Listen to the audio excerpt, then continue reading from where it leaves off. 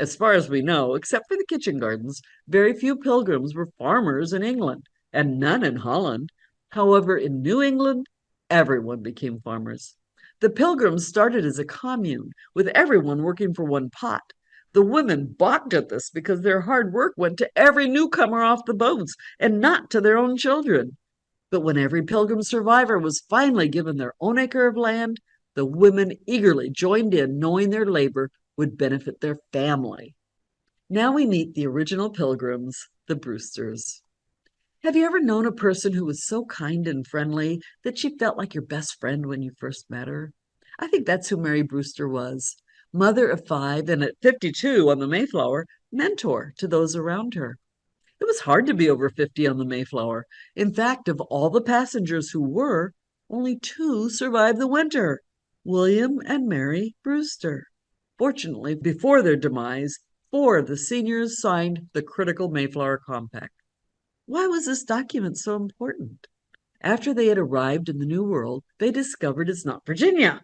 Their land charter from King James says they have the authority to go to Northern Virginia.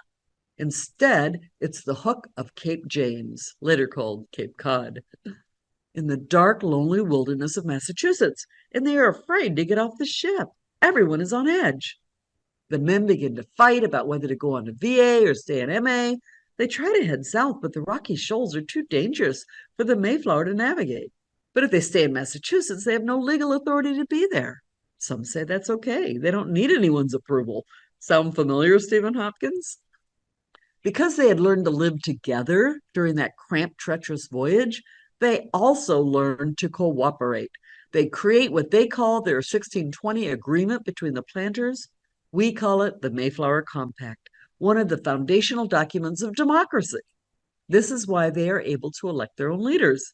Even in England, they didn't have the right to vote because they were not lords in parliament. 41 men signed this historic document, including servants. How many women? Zero. Of course, they wouldn't get the right to vote for 100 years. Oh, wait, no, 200 years. No, 300 years. Thank you, suffragettes. But first, Mary and William Brewster would start the movement as the original pilgrims and the power couple. Respected, wealthy, and generous, they never judged, always loved. They spent their entire fortune protecting their fledgling flock, starting in England. Under the cover of darkness, they invite dissident preachers like John Robinson to their home, Scrooby Manor, to teach. People come from miles around to listen, like Susanna Jackson's family and 12-year-old orphan William Bradford, long before he became the second elected governor of the Pilgrims, who Mary and William take in to raise and protect. He follows them when they escape. These are turbulent times. Those who are caught in these illegal religious meetings are arrested and executed. So they escape to the Netherlands, where there is freedom of religion, sort of.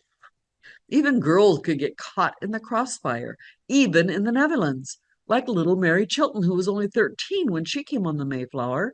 Before that, though, in Leiden, she and her father James were caught in an Armenian protest riot. James was hit so hard in the head with a rock that Mary had to go get him a doctor.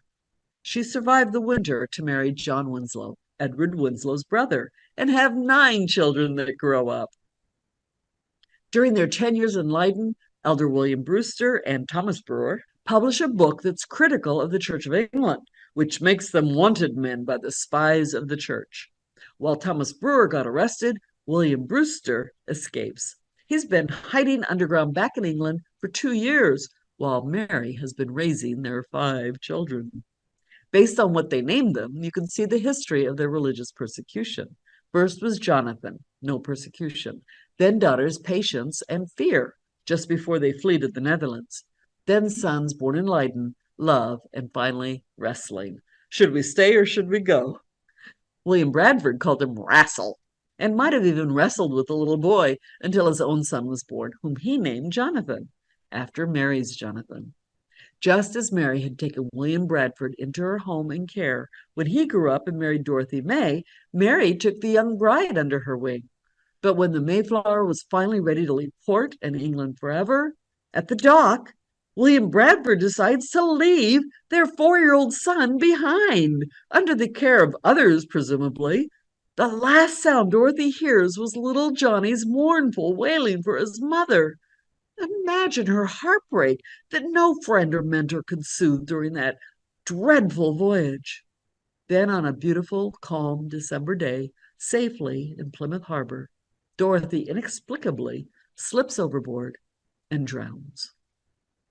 Bradford, who was out exploring with the men, barely mentions it in his diary. He quickly writes to his old friend, now a widow, Alice Southworth, in Leyden, calling for her to come and marry him. His son Jonathan eventually comes to the New World, but never has a relationship with his father. But he does have a bunch of descendants, including Clint Eastwood. Love and wrestling come with their parents on the Mayflower. Jonathan Brewster, now a leader in his own right, joins the colony the next year on the good ship Fortune. And to make their family complete again, Patience and Fear come on the Anne. This was also good news for the children of Mary Norris Allerton.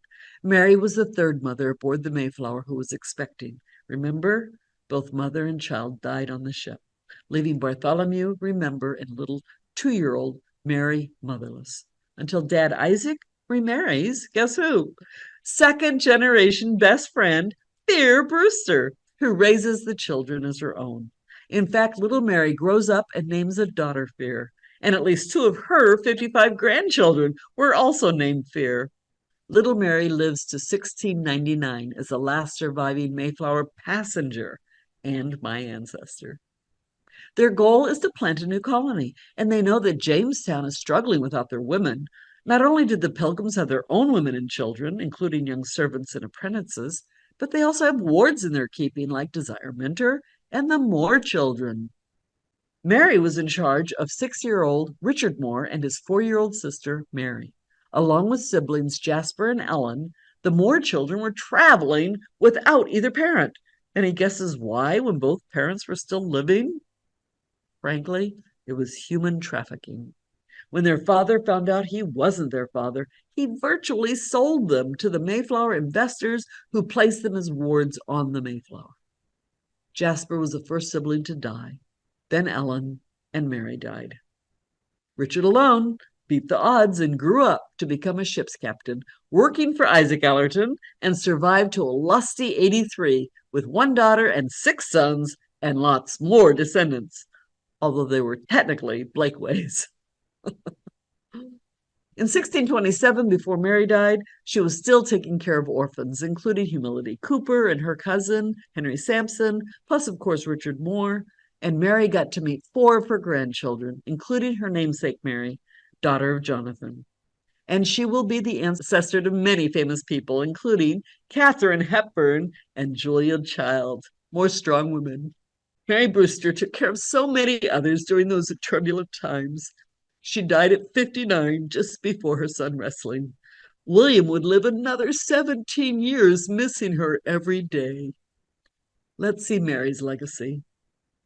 Jonathan's first wife and child died in the Netherlands. After arriving, he married Lucretia Oldham and had 9 children. Patience married Thomas Prince, who was elected colony governor, and they had 4 children before she died at only 29 in the 1634 epidemic. As we know, Fear married Isaac Allerton, who was 20 years older, yet he outlived her. She also died in the epidemic of 34. They had 2 kids, but only Isaac Jr. grew up and graduated from Harvard, class of 50, and went on to be successful and kind-hearted lawyer in New Haven. Love married Sarah Collier and had 4 kids, but only the youngest, Wrestling, grew up to marry and had 8 children of his own. Unfortunately, Uncle Wrestling died at only 13. Mary Brewster has quietly stepped into the light for us. However, after 400 years of researching, we still don't know her maiden name. While 49 men, teens, and tots survived that first winter, only our 4 adult married women remain, along with 1 maidservant, Dorothy, and 3 teenage girls, who must grow up quickly because there's a lot of orphan children and men left to care for. When that horrible winter was replaced with home building and spring planting and finally a bountiful harvest, saint and stranger alike agreed to celebrate with a 3-day feast of Thanksgiving. And who do you think cooked the meal for the survivors? Plus their native friends, Massasoit, the chief, and Squanto, their translator, who brought their 90 uninvited guests. Our Pilgrim mothers, Susanna White Winslow, Eleanor Billington, Elizabeth Hopkins, and Mary Brewster. Maybe merely shadows on the pages of history, but strong enough and important enough to give birth to a new nation.